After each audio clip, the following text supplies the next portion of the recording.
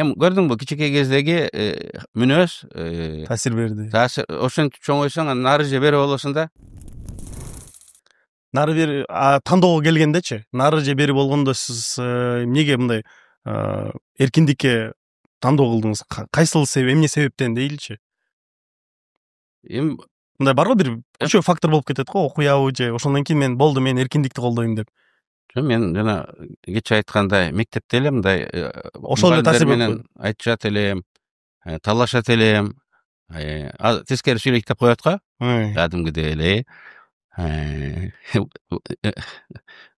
Жогорку окуу жайга келгенде семиналарда кадимгидей талашат элем.